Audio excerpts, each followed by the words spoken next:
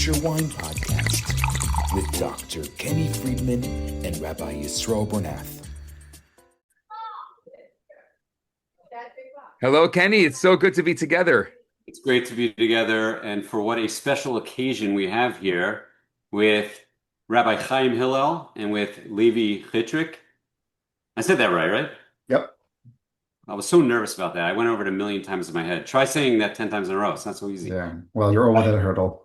But Rabbi Hillel and Levi are the amazing people behind Narrow Bridge Winery that Rabbi Bernath and I have spoken about many times. We're both big fans, and we're very excited to have you here. Thank you. Rabbi Yisroel, good to see you. So good to see you, Kenny. Good to be back from your event. I will tell you that I've been holding on for this special occasion. I have a bottle of the Narrow Bridge. It just says Narrow Bridge Blanc, but I'm assuming it's Sauvignon Blanc, yes, guys? Yep. It is 100% Sauvignon Blanc. Very exciting. So I'm going to open it and taste it live. So is it chilled? Would you say let it chill? Is it chilled? It is not chilled. Ooh, okay. I'm known for I don't chill my whites really. Cellar temp. It's not firm. It's fine. 60 degrees. The best wine is the wine in your glass. I agree. You would say to chill this wine? I like it chilled. Generally Sauvignon Blanc I drink chilled. But you're going to lose some of the flavor in the chill, no? I hear you that. Yeah, it takes some of that sour end off. That chill gives it a certain length of taste. But each to his own. As Kenny's pouring this glass, tell us about this. Like, where's the vineyard? Give us some of the background on this, on the Sauvignon. That Sauvignon Blanc is from, I believe, Mesa Verde Vineyard in Santa Ynez Valley. That's not too far from us. Santa Ynez Valley is at the top of Santa Maria. It's not too far from Santa Barbara. It's a little warmer than the actual valley, so some of the cabs come from the valley, as well as some of the whites. Our Merlots come from the Santa Ynez Valley as well. But it's a very diverse area for wine, and some of the Pinots come from the hills, the Santa Rita Hills near that valley. So, well, I can tell you, it smells like more like warmer climate. It's got a lot of fruit there, right? Yeah, it is. It is on the warmer climate side, most definitely. It does get hot in the summer in Santa Ynez. It smells great. Where the fires are, there are some fires recently. So the wine a bit fumé? No. That's I believe a 24. Is it 24? No fires in 24. Yeah. Have you had to deal with the fires at all? Not really. Not. Yeah, we've never been affected. Yeah. The last big year was what, 21, 20? I believe 21, yeah. There is currently a fire. There's currently a fire. Yeah. This is when it happens, right? It happens like mid to late. Around now. That's when everything is driest before the rains come in. Right. I was lucky enough to have tasted, and I wrote it up. I'm looking at it right now, that I wrote up the Wolf Pinot Noir, and I loved it, that 22. Love that. Love that Pinot. I think I discussed it on the podcast. Yeah. That's great stuff. And I love Pinot Noir, and I love that you guys are making Pinot Noir. And can't get enough good Pinot Noir. How did you guys get started? I know that's a very cliche first question, but it's going to be asked, so we may as well start with it. I guess I'll go first. Yeah. Well, I was as a child, I would watch my great grandfather. He lived till 106, and he would make his own wine in the basement for Pesach. And I would watch him big-eyed, and it always intrigued me. And then I started making wine myself in my basement. And it was it was a couple of years until we grouped together and started going professional. But I've probably I've made wine for about 10 years in my basement, experimenting with the fruit I was able to get in New York. But that led me to bigger and better things. And here we are. That was happening in New York, you're saying? In New York, yeah. I'd go down to the fruit market fall time, and there were a couple of distributors of wine quality grapes. I wouldn't call it quality, but wine grapes, Zinfandels and those sweeter stuff. And it was me and a bunch of Italians picking up, 50-pound cases of grapes. and I would haul them back to Brooklyn in my basement. And I had a crusher and a press, and every year I would, build up and get more and more equipment. What year I, is this? Bring me back to what year that is. I started making wine in the 90s Wow, okay, fine. as a Wow. kid, The 90s, sporadically. the 90s sounds like, 100 years ago. Might That's a as well Kids be, good. always yeah. say the issue with you is that you were born in the 1900s, so it was 100 years ago. It was last millennium. But again, then I went off to yeshiva. I missed a couple of years, but in my 20s, when I was back in New York, I started taking it more serious. Um, and it led me to learn a tremendous amount about wine that broadened my appreciation, which eventually led us to go into professional wine. So jump a bit. So you were making wine. You obviously finished yeshiva. You like what's that story? The origin story of Narrow Bridge. Um, I was still in yeshiva, but then back in New York in my 20s, I was in 770. And I would make wine for Pesach, and I had some celebrity clients. I had the Rebbe's secretary, Benjamin Klein, pick up wine for Pesach. Moshe Kotlarski would get my wine, and I developed quite a following. I Ah, called it celebrities. Kletzker. Yeah, our very own. We called it Kletzker because my family were descendants of a Chassid Benjamin Kletzker, so we called it Kletzker Winery. And my friends all knew that I liked wine, and I was attempting to make wine. And one day, a friend calls me and says, I met these two guys who are building a winery in Brooklyn. And they were building something which eventually became the Brooklyn Winery. And then they opened another winery, the District Winery. And I approached them and I said, hey, I want to be your first customer. I want to make kosher wine.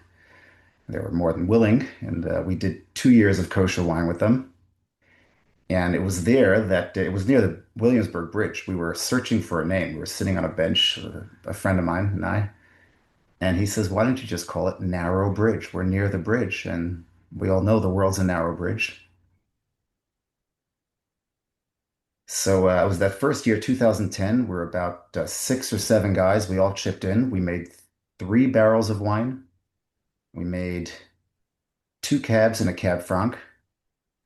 And then the next year, our group grew. We're about a dozen people. And then they got tired of us. They threw us out. And that's when I called Chaim. It was actually simultaneously.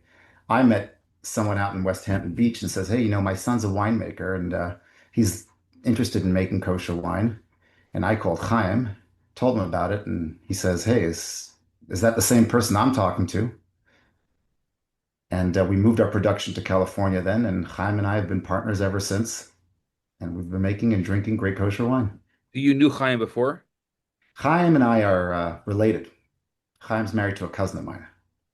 Okay, so you knew each other. And Chaim, I mean, I know you. Obviously, you're the Chabad rabbi in St. Louis Obispo.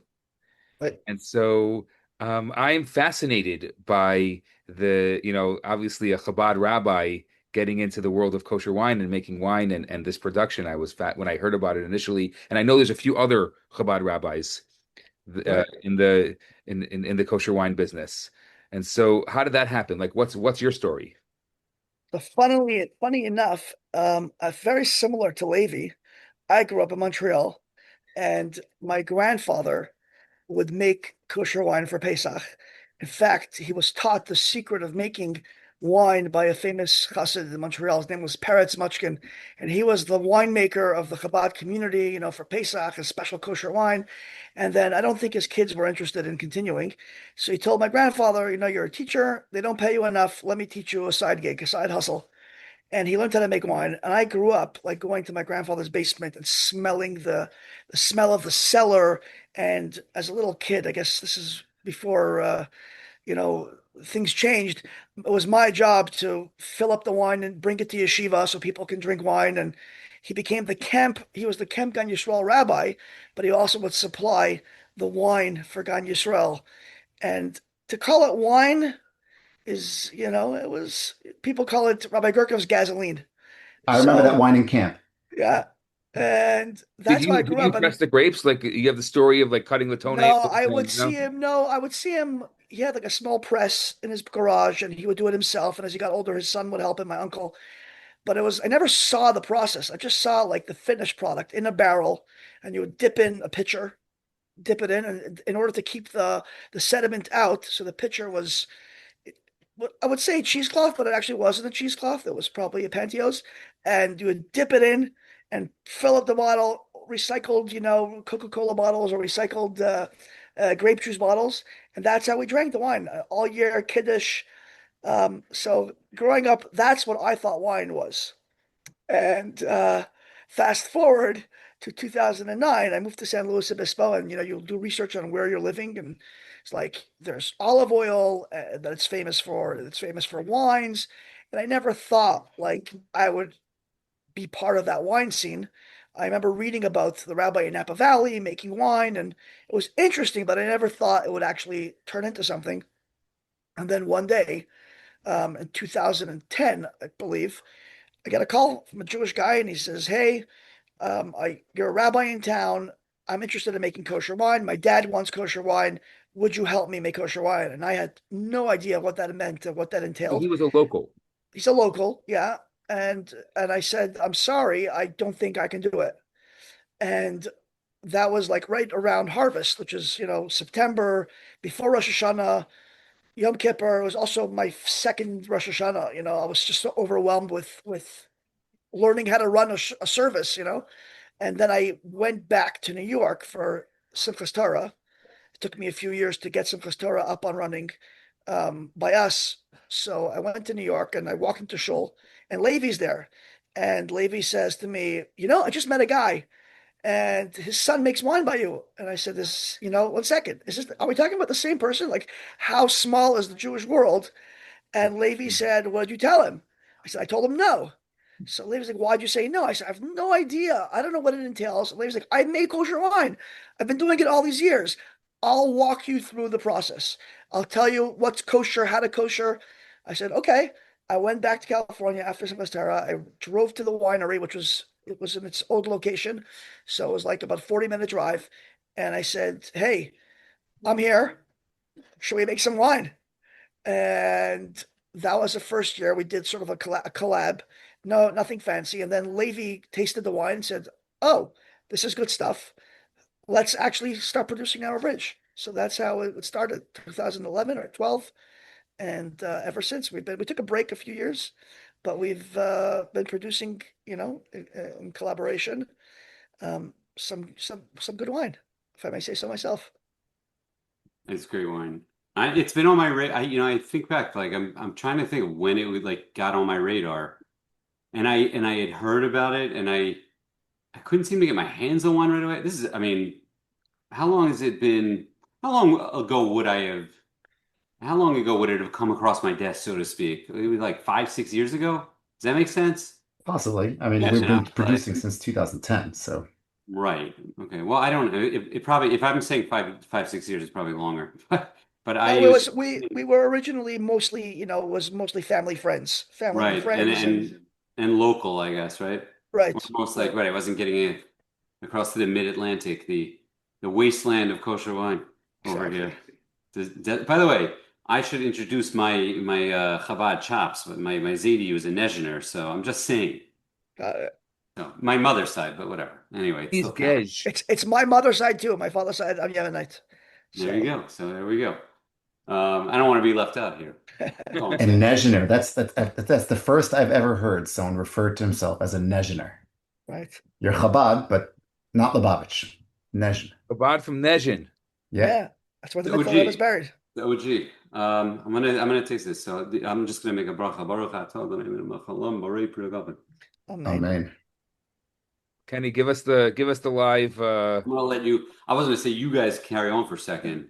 Let me think. Let me think on it. Can I make a bracha in the meantime? I'm Yes, drinking I'm perfect. drinking Pinot Noir. This is our podcast is sponsored by Blessings Incorporated. What are you drinking over there? What do you got? I'm drinking our Riverbench Clone 113 Pinot Noir. We released this a couple of months ago. Oh, I haven't had that. That looks Neither have really I. good. Okay, then we can arrange. We need to arrange that. I That really looks love really that good, last. and I love your Pinot. Yeah, and Thank you. I know that I remember writing it that you guys are very Pinot focused, right? Is that what's not so? No, we are. Pinot Okay, is our strong link is Pinot. good, But from good. a business perspective, it would be suicidal to start with just producing Pinot, Especially in especially the kosher kosher. world. Yeah, That's what no we're one. talking about, the kosher Yeah, world. Yeah. yeah. People appreciate the the handsome muscular cabs or those Right. Bordeaux varietals. Give us your And best cab. we do have some good cabs, but we like our Pinots. Yeah. Yeah, I don't know. I Um, mean, I like to not.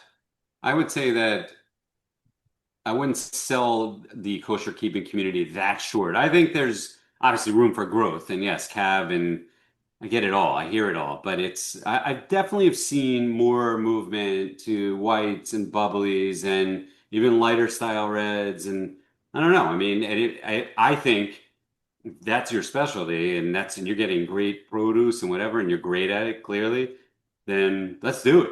Who needs Right. more California Cab? Pinot I is the think hardest wine to make. I it think is a you're difficult also wine. right. Go Well, I ahead. don't have to I make think it. I just you're also educating people about what California Pinot tastes like. Because even if they were drinking Pinots, they're usually drinking non-California Pinots. So they're not used to this. And I've heard from people like, oh, this is different, you know. So it's Yeah, it's interesting. definitely New World Pinot. It's definitely, Right. we pick the fruits a lot riper than the European Pinots, and the Israeli Pinots, I can't put my finger on.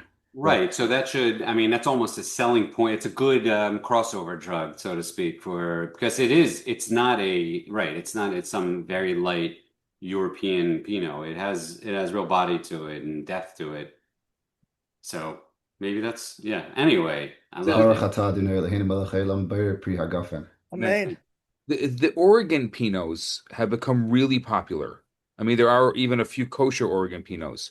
How does the California Pinot differ from the Oregon Pinot, in your opinion? That's a good question. I think the Oregon Pinots are fantastic. At first, we had some of the cheaper kosher ones, which were basic, but then I've tasted some real fantastic Oregon Pinots. Um, again, to my, from my point of view, I think the Oregon Pinots are a bit smoother, but the California Pinots have that complexity. So you'll have, as I call, some elbows and some knots, but that adds character versus the Oregon Pinots, which are close to perfection, but it's just, something that's too perfect. I got to Um, start using that elbows and knots thing. That's great. Right. But one of the things that's beautiful about wine, I always like to think, is that it is the elbows and knots. It's not a commercial product in that it's not consistent every year. It's not consistent from one week to the next even. So it's like I love that about wine. It's organic nature. And Yeah. it's cool that in the kosher world now that we can even have that discussion, that we have examples of Oregon Pinot and California Pinot and French Pinot, and it's like it's amazing. Not in Canada, of course. Sorry. not yet. Not yet. Well, no, I mean we were talking last time because he said there's like basically no kosher wine coming into Canada right now. We Right. have an issue right now. There's no There's Tariffs. kosher wine. definitely that. Yeah, tariffs. You gotta bring a big station wagon over the border. You know it. Well, It's Um, funny. So Our very first big customer was someone from Montreal who tasted the wine and said, "I want 10 cases of this." So we got to get back to to Montreal. And was it that yeah, guy on the left here? Well, I'm not sure what anyone can see, but was it Rabbi Bernath in a disguise? Because I feel like that's how he orders. I need 10 no, cases of this. not yet, Uh, not yet. so a little notes on the Sauvignon Blanc. Fantastic nose, by the way. It's like really aromatic. So I think the extra warmth serves that well. Um, Lots of, I would say, pear and of course the obvious like lemon stuff, but more orangey. hmm. Yeah, I tend to taste it like a tangerine. Yeah, Mm. that's a great call because it's a real citrusy orange, and the acids, fantastic. And it's is there any oak on this? We put it in neutral oak. Neutral oak, okay. Yeah. But really well done, really very nice. I can see Thank why you. you say you'd like this. I don't know. I like really when you chill something like this, I think you lose some of that nuance.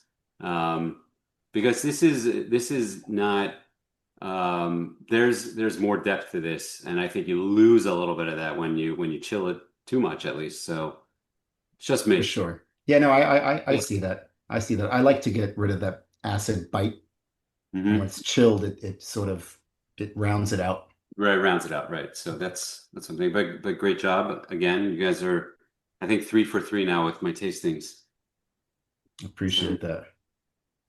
Rabbi, you've had this wine, I've the had this blonde. wine. I have had it, and yes, I should say which rabbi I'm talking to. Multiple rabbis there. Rabbi Bernath, you had this. You said you had it, right? had it over Pesach. Oh, you had it over Pesach, Yeah, and yet it didn't find its way to my when you joined me for Pesach.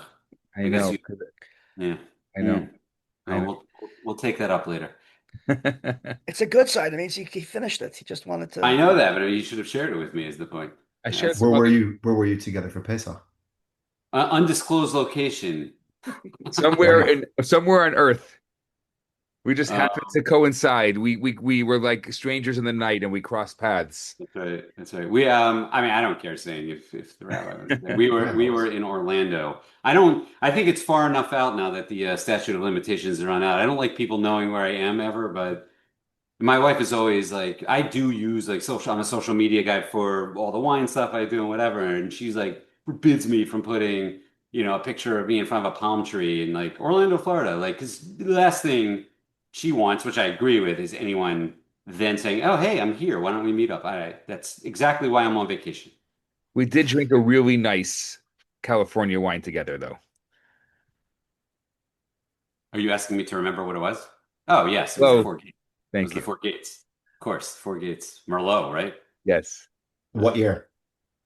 It was. Rabbi, do you remember off that? I'm no Gabe Geller. I I can't think it was remember. 2016. I'm gonna Nice. look. I'm gonna look. Was it 2016? Yeah. It was pretty great. Yeah, we he's good at making wine. Do you guys know him? You Of know course. Binyamin? Yeah. Yep. He's pretty good at making wine. Yeah, I try to make my way to him if I'm ever traveling down to wine country through San Francisco. I stop in Santa Cruz, That's a and good stop off. You It can it's a literally if you wonderful can make the spot. bends around the If your curves. car can fit through Yeah, the exactly. redwoods. I have Somebody once told me that he wanted to visit him. He said, I'll drop by." He said, "No, you won't drop by." So first he thought he was being, facetious. And then he said, "No, no, no. You actually just can't drop by. It's curvy and windy and yeah, How yeah. far is he from you? two and a half hours, give or take. Yeah. You could have said anything there to me, and I would have been like, okay. I don't know how far anything is in California. It's all the same to me. So Yeah, I'm it's large, fascinated California. by the double cab. Tell us about the double cab. I mean, it's like I'll tell you why. Because there's always we said it before, and we make fun of the Jews about it. Give me your best cab. The Jews like cabs, and there are not many double cabs on the kosher market, especially California double cabs. So I'd love to hear about that. Double cab is our brainchild. We Right. had two cabs that we blended together initially, and we're like, you know what, these two cabs, two different vineyards, they complement each other really well. And we were looking for a name, and we came up with double cab, and it's stuck ever since. And it's our entry staple wine. I had one, and I was at a tasting, and people were like, "Oh, where did you get this from?" I'm like, "Why? It's double cab." Like We're double. actually producing for 2024. We have a single cab because a double cab we typically harvest in Paso Robles, which is north of SLO. And the cabs are unique there. It's a really warm climate, and the cabs are really fruit forward, extra ripe. Uh, you know, real New World. And we only found one vineyard that we liked in 2024, so we just have a single cab. So no double cab coming out, Okay. When do for you 24. when this year do you go grape shopping? Like what about when is that? That's Oh, shopping was. shopping was already. Yeah, in other words, we have to secure our lots quite early. What month is especially that? we lock in. We start talking to the growers in April, Uh-huh. and we got to lock it in by June and put down deposits. So you're literally just sampling grapes. You're running around these places sampling grapes and It's not like we're just tasting a grape and saying, "Hey, this is great cab." We're right, not we're right, not that expert. right. And besides that, But obviously you gotta, I assume like they're known producers and like you there's have no producers with good track records, and again, we're right, small, so it's hard to secure small right. quality lots. So again, the summers are shopping time. Mm. We were out there a couple of weeks ago, Chaim and I, and we went to see some of the Pinots vineyards that we knew.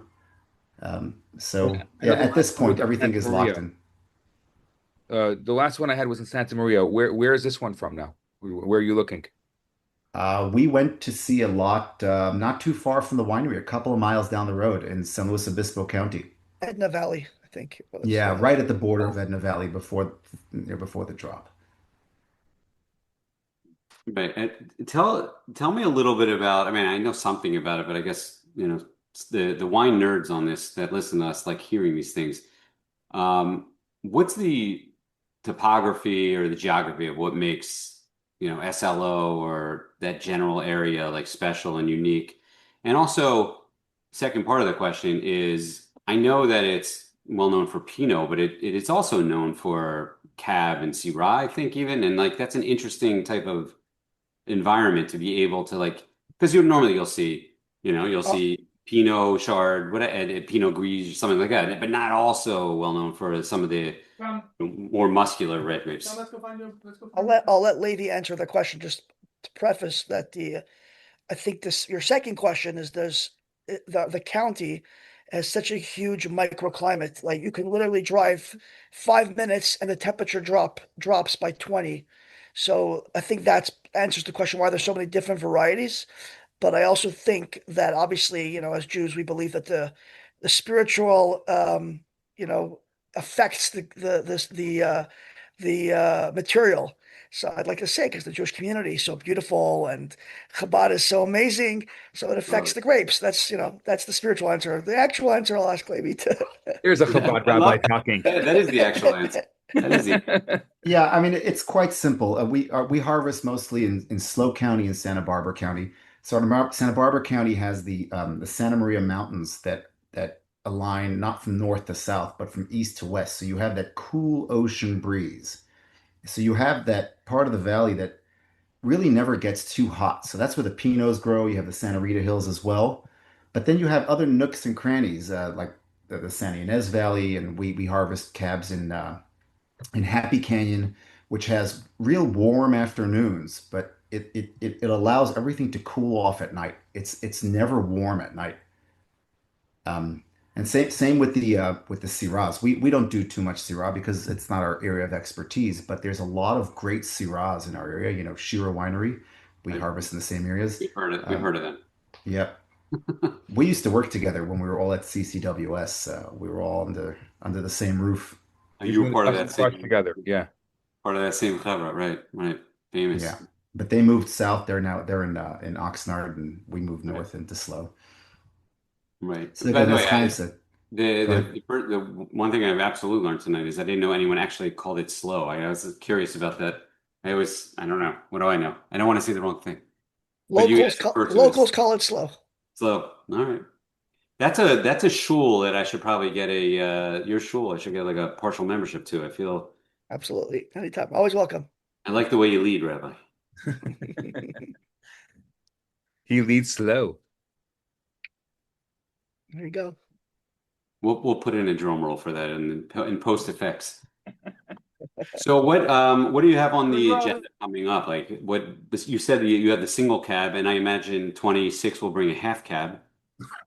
I was waiting to say that joke. No, but So good.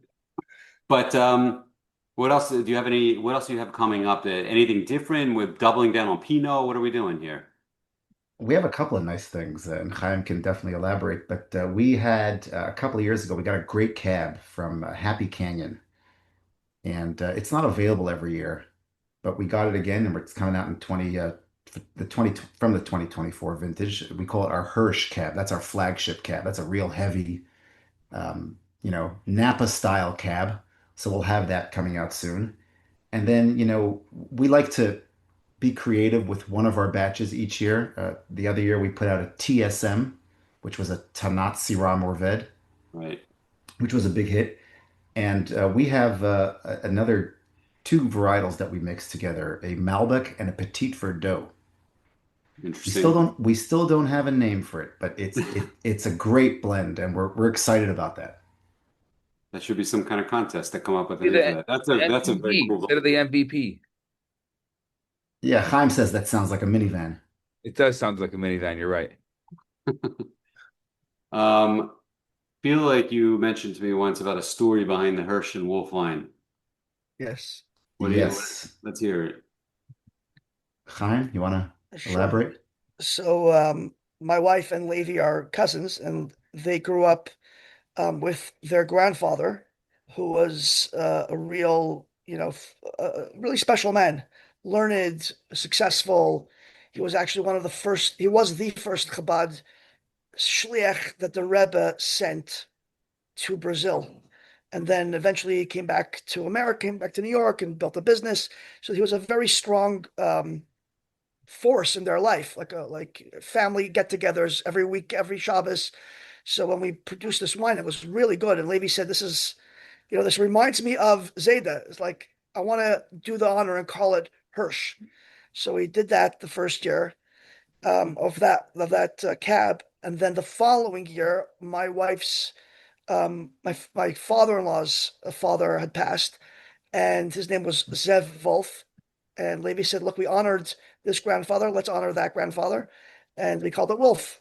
So it also went well with the animal symbolism. Hirsch is a deer, wolf is a wolf. So it worked both ways. In the mini series of the animals, and also with honoring people in our family. So it went really well. You need Yeah. a little more lesson. Anything to add, Levi? I should say that Mazeda Hirsch was our first investor.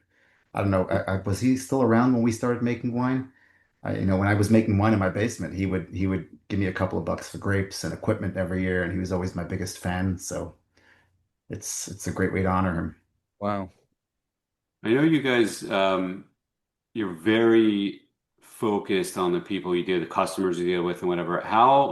Because I mean, if you ask me, your wine, it's only natural that it's going to become more well known and people are going to want more of it. How will you juggle that aspect with the aspect of being able to grow, which you should? I mean, of course, because people deserve to have these wines.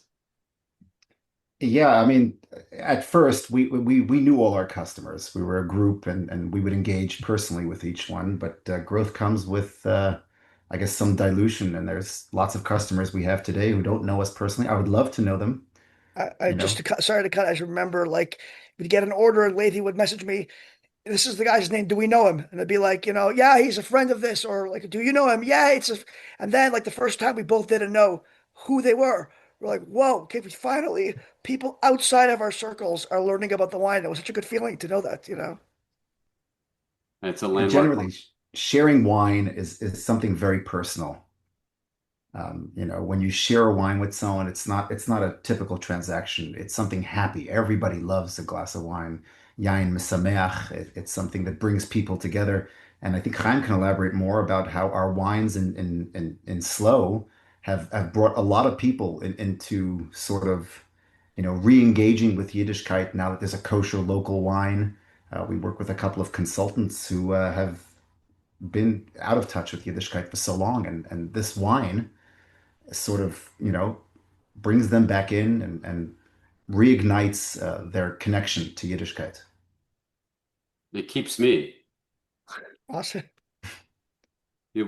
Let's hear more about that, Rabbi.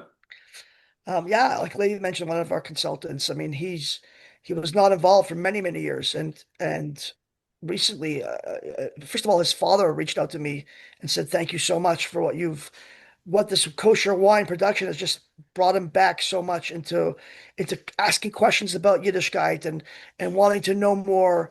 And then he himself told me recently that as he matures, gets older, and he's been working with us, Levi and I, And then we had to bring in, the mashkiach. So there's another guy coming in, and he just said, I miss this. I realized how much I miss this. And you get you sometimes you're involved in another world, and all of a sudden this world is reopened for you, and you see it from a different vantage point. You're not, you're an adult now.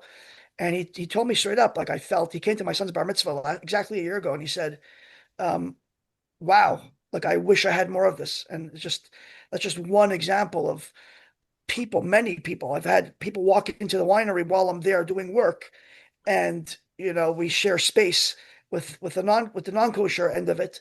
And this woman walked in, and I happened to know her. I'd met her, 2009, 2010, not that involved with the Jewish community. She's been to Pesach, and then she saw me crushing the grapes, and she freaked out. She's like, "Wow, you're normal. You're like a normal." Whoa. And she took pictures and she posted it, and she's like an influencer. And for her, it was so eye-opening to see that you can put, religion and hobbies. And I mean, we were still in the early days. It was still not yet a business fully, but it was. And I have so many different stories of people who interacted only because they heard that there's wine. So, you know, one guy pulled out a pair of tefillin and said, I got these tefillin in Kfar Chabad years ago.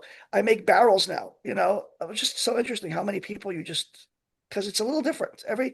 It's something different, something unique, and also something that shows them that I'm local. I'm part of the local culture.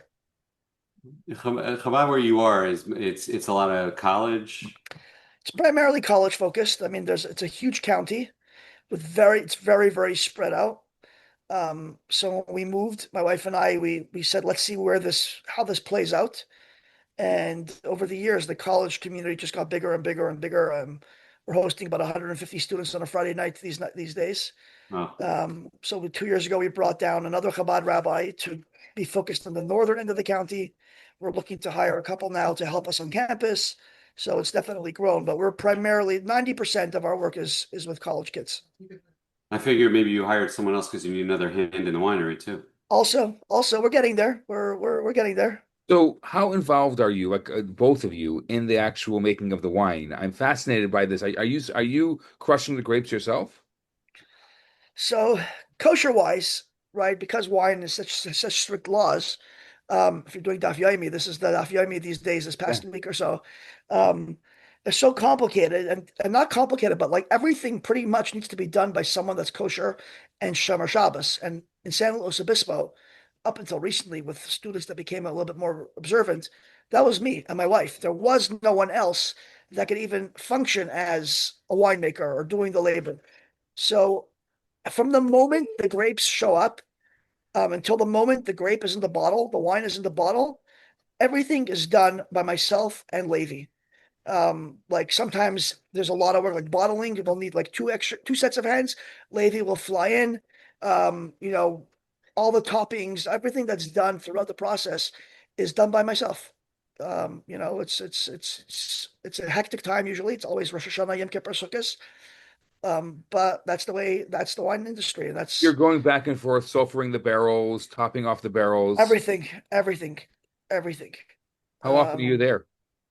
so now, like starting in next month, I'll be there daily, for about a month and a half to 2 months, basically, until from when the wine is crushed until it's in barrel. So fermentation and then pressing the wine. So it's about a 2 month process between, different grapes come in at different times. And each grape usually spends about 2.5 to 3 weeks fermenting. So between the season opening and season closing is usually mid-September all the way to November, give or take. And then at least once a month, many times more, but at least once a month, we're there to top the barrels to make sure, taste it, to make sure things are still running smooth, measuring the acidity and all that stuff. So once to twice a month, the wine is getting opened and touched and You, you making don't sure have that's the a right, you don't have a UC Davis trained winemaker. You're actually the winemaker. actually the winemaker. We're hands-on. I mean, we do consult with a lot of real Right, pros, but we're the hands on the line, and we're calling the shots. I'm right. amazed with you, Rabbi Hillel. Like you're Lady hosting. calls the shots. I defer to Lady. Lady calls the shots. I'm still learning about, But But you're doing the a lot of late, the hands-on work. You're there on the yeah, ground. You're hosting yeah, 150 students for a Shabbat, and then you're going to be every day in the winery. How yeah. do you balance that as a rabbi and having those responsibilities?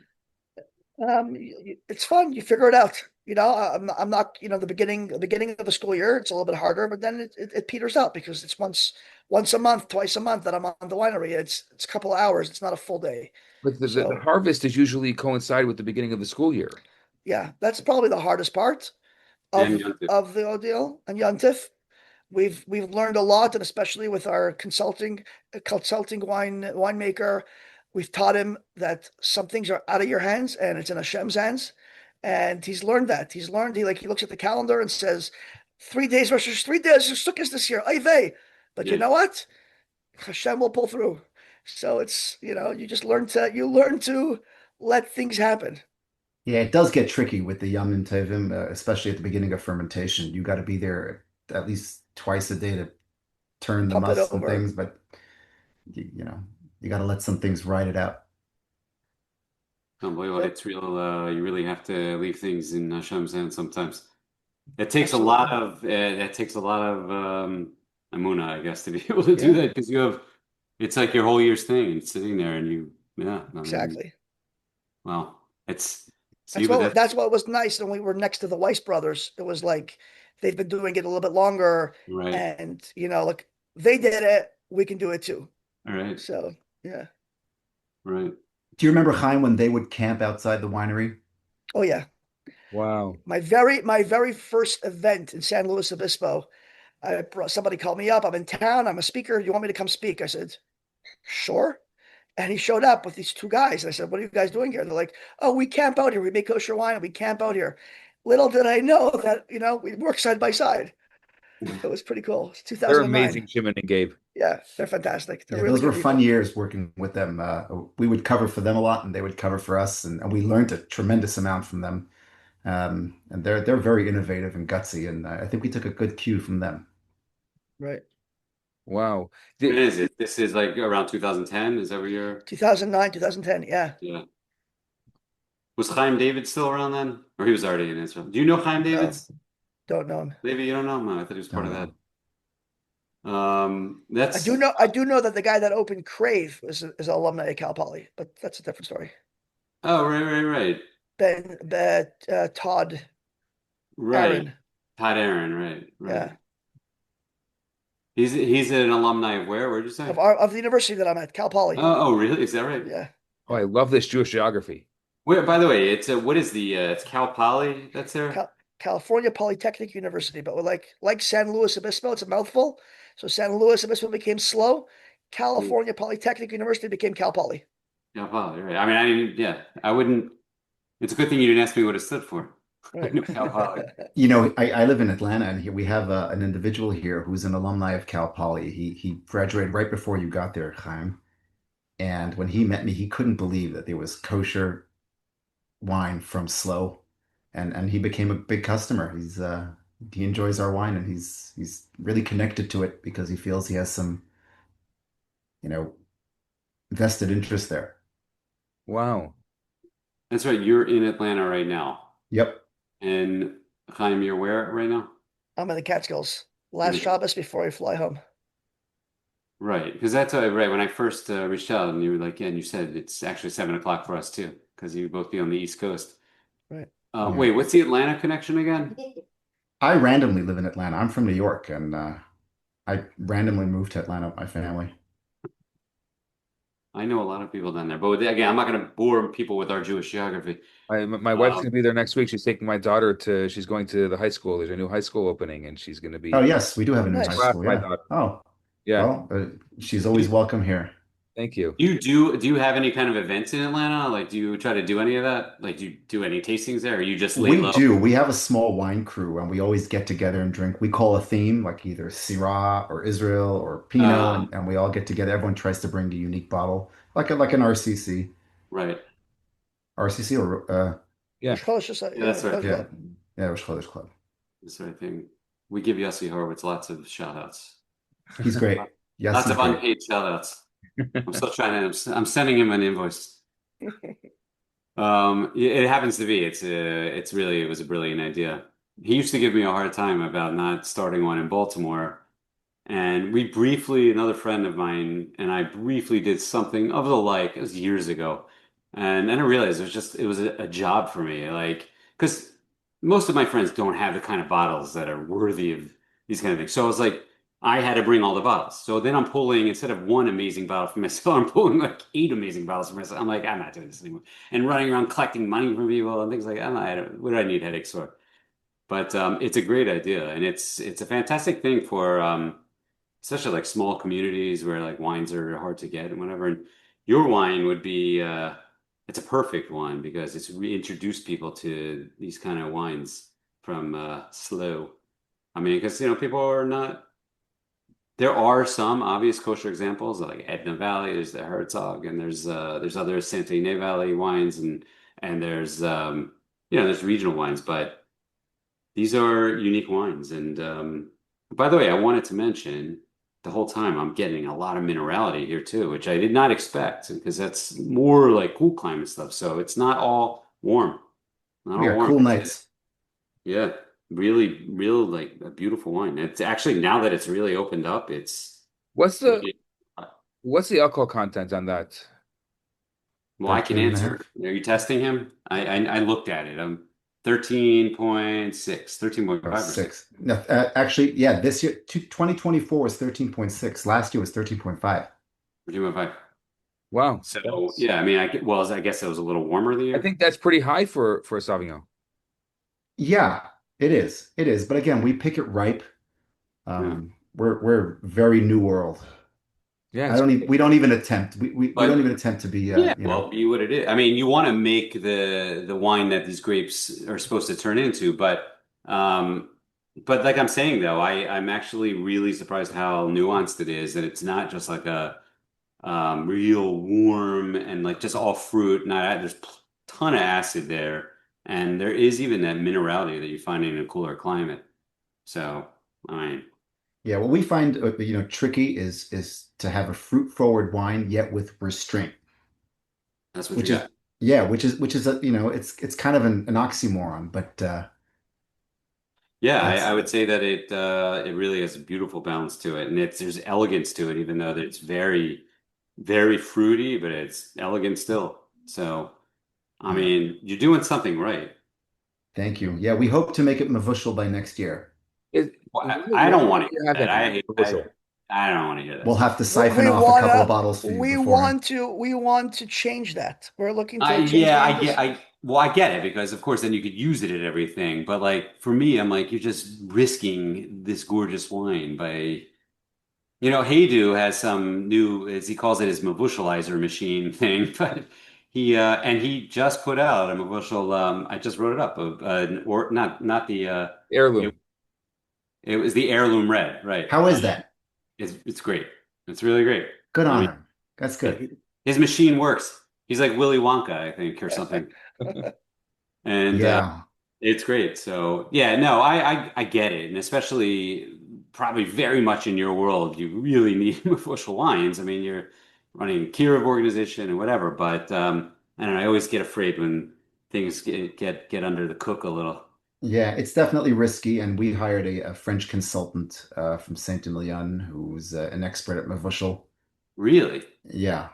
So we're working on it, and we hope to have it ready. We hope to get some of our 24s before bottling through that machine. Wow. Is your plan to do dual run or all Mavushal? No, we're going to start slow.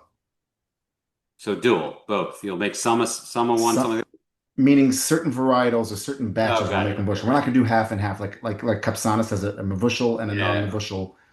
Well, I know most of those machines you can't put in three bottles of wine worth. You need a certain amount, right? Volume. Isn't that right? Of volume to even do it. That's correct. They're large machine. Yeah, they're large machines. The small machines aren't as efficient. And how long is it boiled for in those machines? Do you know? A couple of seconds. Right. So it's not doing much to the wine, Kenny. You can ask me my shita on it. How about that? It Shita, definitely, I mean, I Rabbi believe it Kenny. definitely You does. can put my picture on the back of the label, and right. Yeah, I know. It's certainly a far cry from how it started. I mean, and It's so interesting, and I'd love to hear your thought on it because you brought, first of all, is this French Saint Emilion expert? Is he Jewish or not Jewish? No, no, not at all. Right, but and yet he's an expert probably on flash On pasteurization. flash pasteurization, and Um, he has he again, it's not a process I fully understand at this point. But he claims, and he's been telling us that it's not just about the process of pasteurization. You have to actually prepare the wine. Oh, It's a wow. molecular process huh. before you put it through the flash pasteurization. Without ruining your secrets, I mean, what does that mean? Like what type of prepare them how? I don't know. Okay, It's something, again, it's something we're learning and right. we're investing in. Um, but it's interesting because I've been reading in recent years about how a lot of French wineries are starting to do nothing to do with kosher, of course. They're starting to flash pasteurize for a variety of reasons, but it's an interesting thing to hear that this guy is, your consultant. That's so interesting. Yeah, I have a theory on it. Saint-Emilions, as we know, has a lot of VA, the volatile acidity. That, right? You get a lot of the Brett in Saint-Emilion, and they're wilder wines. And I believe that they use flash pasteurization to stabilize it there. Right, That makes sense. Yeah, right. so he's an expert on that, and he's out in California currently. So we're working with him, and we're trying to secure a machine and all the other I've been details. actually noticing a lot more of the Saint Emilions being Mavushal lately. Yeah, It's also Royals influence. They Right. want to they want to cook everything. I think some of the French Mevusel wines are fantastic. Sure, fantastic. Yeah, Yeah, I'm thinking off the top of my head, the Gray Sack always good, and also affordable Beyond, ones too. yeah. yep. Yeah, there are definitely some great ones. And the interesting thing, and we've discussed this with other winemakers, is the aging process because it's kind of like the thought always is that you're going to just speed up that aging process, that you're making it more approachable right out of the gate, but it's not going to age as long. But some of the older Mevushal wines, let's say Hagafen is maybe not a perfect example because they're all Mevushal for a long, long time. And by the way, I've asked Ernie about that, and he said it's proprietary information. He won't tell me Ernie anything. doesn't share. Ernie He doesn't won't tell me share. anything. But old Herzogs where there were maybe one Mavushal and one not Mavushal, and you compare them, and the Mavushal ones are the ones that aged better, which is very interesting. Right. We just did that Yeah. here, and I couldn't believe that all the Mavushals were definitely better than the non-Mavushals, They Well, which again, contrary to popular belief. right. Yeah, but if you're killing all that volatile, mm, bacteria and things, and then I guess it gives it longevity. stabilizing it more for that type of. Yeah, but ultimately the longevity, is a factor of the acidity and other the tannins and how it encapsulates the wine. Where do you think your wines, do you put those kind of windows on them? Let's say the double cab. I'm sure people ask you, should I drink it now? Should I cellar it? Would you put windows on those It's hard. yourselves? It's hard to We're tell. not good examples for this because I think we for our original wines, I don't think we have anything left. We didn't think to put them away. So Right, right. There's no relics of the early ones. I have a couple here and there. yeah, a Yeah. couple here and there. Yeah, but it's always surprising. There are some years that I was certain that they would go the long run, and they didn't, and vice versa. There's some wines that I thought were not as structured for Yeah, longevity, and we just opened a har, right, Levi? You were there? We opened a har in the cellar. Was it was great when we made it. But it was 3 or 4 years later, 5 years later, hmm and it was a different wine. I'm not a big, expert, but even it was just a really, really good wine. And like I wish we would have known then how good it would be 5 years later, and we would have held on to more of it. Oh, the But Heart 21. fantastic. The Har 21, I think it was, yeah. Yeah, that's one of Fantastic. our goodies. We sold out. That we the Har is a vineyard Yeah. up in The Paso. Weiss brothers make a har. Yeah, Well, Stanley and Har is a good friend, and he has a it's great actually a vineyard. nice, yeah. His son came to study at Cal Poly, and I met him before his son came, and he was just a really nice man, really nice guy. And he's like, I want to retire back to Northern California. I said, why don't you come to Paso? So he bought a place in Paso and moved there. So he's there, been there. He's a really good friend, and he has a vineyard. So we source some of our grapes from him. I didn't know that. That's an Yeah, interesting origin story itself. yeah. Yeah, it's I'm funny how he looking. comes by and looks at his barrels, and He does. he's He The very loves it. proud of it. He's proud of it. He's his family, his friends. He promotes it. He loves it. Not to brag, he said he likes the narrow bridge version of Har more than all the other ones that use Har. is that going to be a standing wine, like We a hope so. annual vintage wine? Yeah. We We hope hope so. so. It's a great vineyard, and it's funny. Our vineyard consultant wasn't too certain about it. He was concerned, you know, but they're great. Results are results. Um, I'm looking at your website right now. The only white I'm seeing is the one I'm drinking, the Blanc. Are there other whites coming out in the near future? Not that we foresee. We did dabble with Chardonnay, and it was quite good, but it wasn't Right. What about a we bubbly? weren't Asking for a confident. friend. Well, I was gonna, I always ask because I would only drink bubbly if it were up to me, but I I don't imagine you wish have that in the immediate plans. one day I would love to Yeah, make method blanks de blank, but right, it's tough. right, We right. have a lot to learn. You guys you work your way up. I'm still happy with what you're doing. So tell me about the Cab Franc, which by the way, I saw that I haven't tasted that yet either. I have that down in my cellar. That's the 22. By the way, I have this thing in my head every time I see 22. I'm like thinking Shemitah. I'm like, oh wait, that doesn't actually apply California.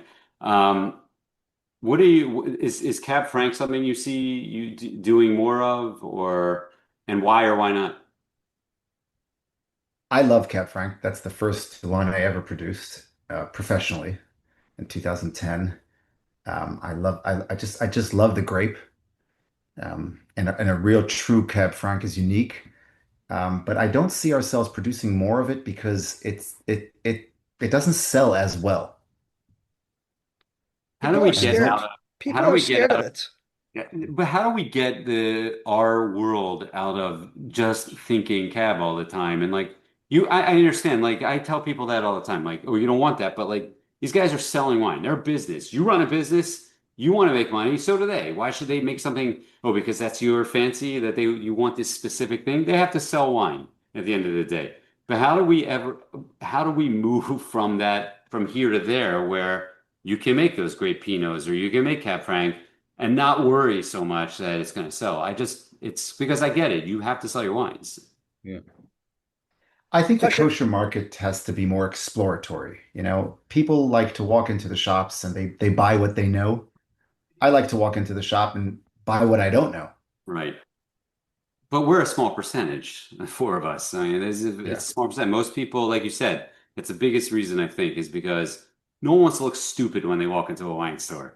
And they say like, I like cab, I like a nice cab because they know it.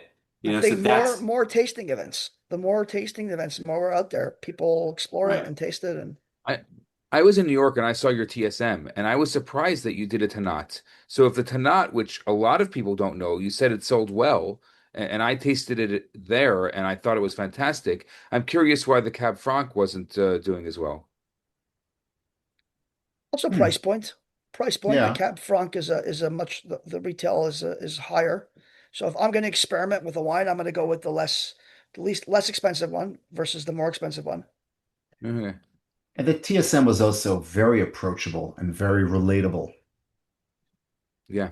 I like a Tanat. I never had I don't remember having a Tanat with a Syrah, and that was really interesting to me. That fruit forward Tanat where you had like that earth and then the like, which is really what a lot of uh kosher consumers do, like that. The fruit forward with the earth. Yeah, it's like a Rhone with some thick structure to it. Yeah. And Shiraz, The Cab Shiraz Franc is also that, but you said maybe the price point is yeah.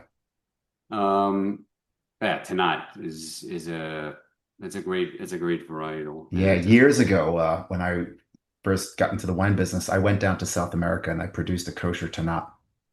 Wow. Yeah, it did not sell. I produced a container worth. In South Wow. America, you said? Yeah, in Uruguay.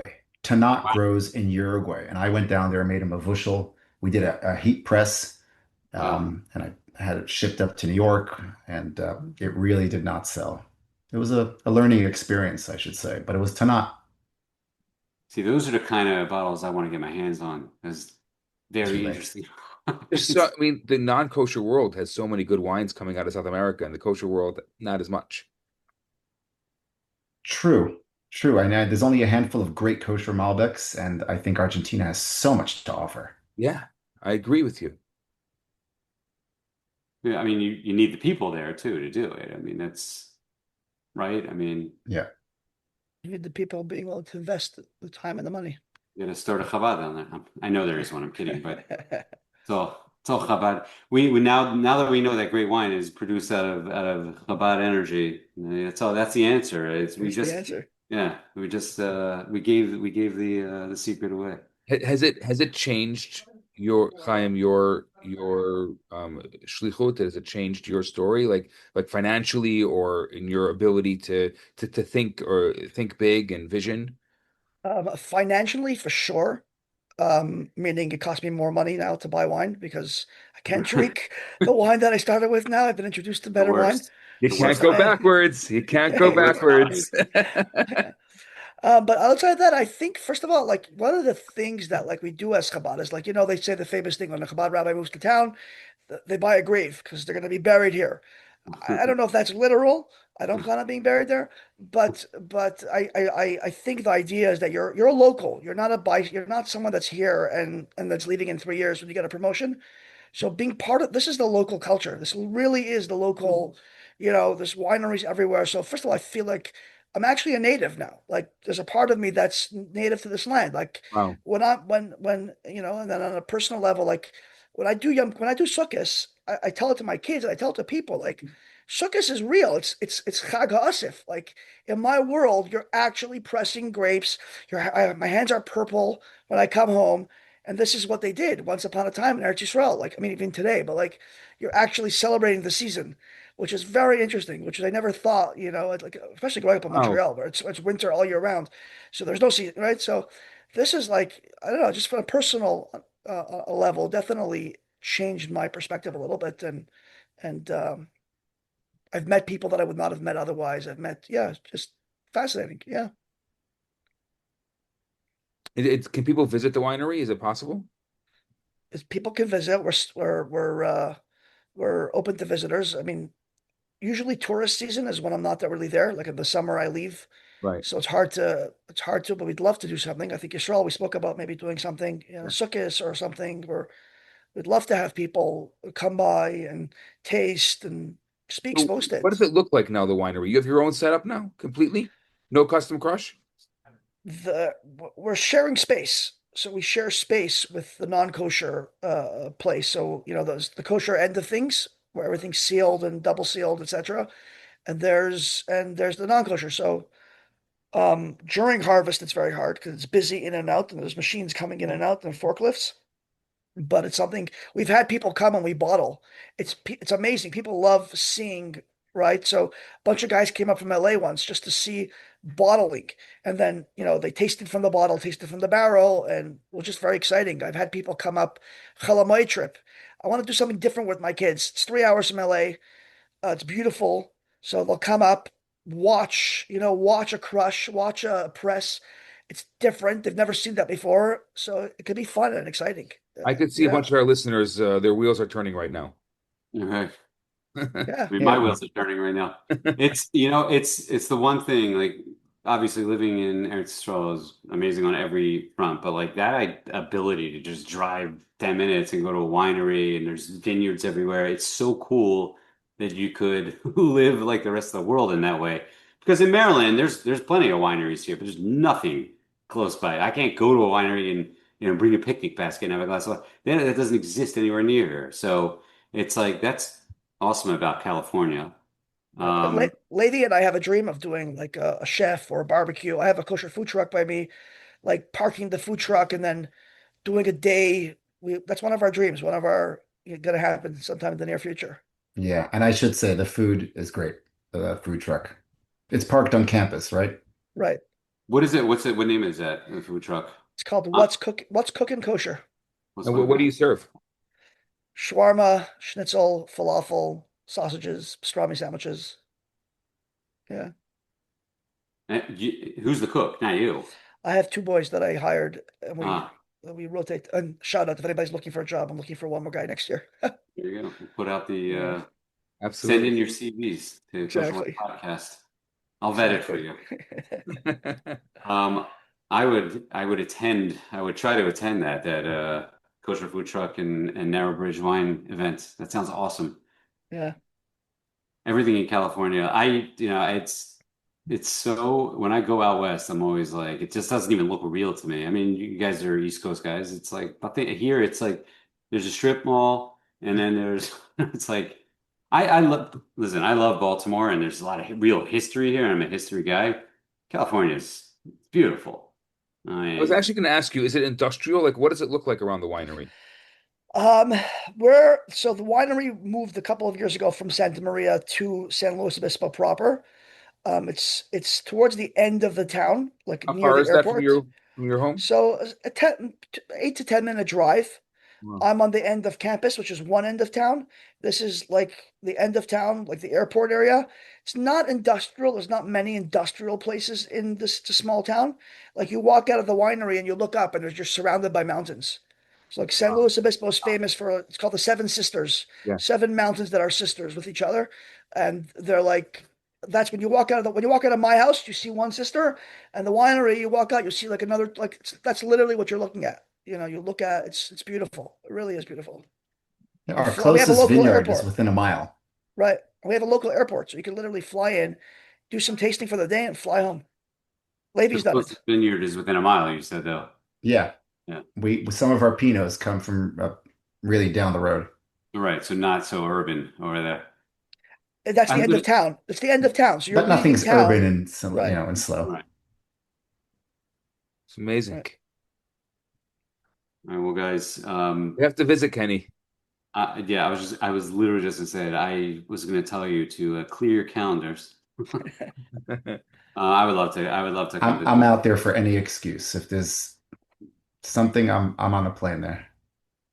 Um, it's that's a destination I've never been to, so I have every reason to come now that I know there's good food, good people, and good wine and great wine waiting for me. Appreciate that. I So loved your story. I love the origin story. I love both of your childhoods and like how you got into wine. And then Levi just kind of unpacking all the different wine things you've been involved with in your life and like how this process has been for you. And like, I mean, over the course of this conversation, we've really like we've heard so many different things you've done. The Argentina and New York, and then now here. I love this. I love the ingenuity. I love the entrepreneurship, and I wish you both like a lot of success. And I think you're doing Thank you. something really special. Thank Amen. you. Thank you. Thank you. And thank you for having us here. where can everyone find your wines? What's the website? We're narrowbridgewinery.com and hopefully very soon on kosherwines.com for states we don't ship to. Oh, that's awesome. Yeah. And Awesome. any stores in the Tri-State area that they can find your wines? You can find us all over in Crown Heights, in Muncie Wines on 59. I believe a couple of shops in North Jersey, Lakewood. We're in Florida, California. We're typically in the larger kosher wine shops. And if you walk into a wine shop that doesn't carry us, ask them why not. There you go. Yeah, I love that. I love that. That's good. That's great. And St. Louis Obispo SLO, do they have any wines in the shops there? I've actually just spoke to Lady about this last week. We're going to start even locally, meaning as a kosher wine, it's a fantastic wine. It can sell as a local. Anybody can drink it. Like sometimes you get caught up. Only kosher people can drink kosher wine, and I have a close friend who serves it to all his non-Jewish friends, and they love it. So we're going to try to explore that a little bit as well. It's amazing. Well, I've learned that I need to get some of your other wines, and Shoot us an email. I will. I'm already doing it as we speak. If you, Okay, I'm printing a label. but But really, thanks guys for taking time out Thank you. and really wishing you continued growth, Hatzlacha, Thank you. and more Chabad power. Thank you. Thank Amen. you. Thanks for having us. A good Appreciate it. year. You too. Wow, A good that's the year. first one I've gotten. It's almost Rosh Chodesh. I'm not ready. All right, thanks All right. guys. All right then.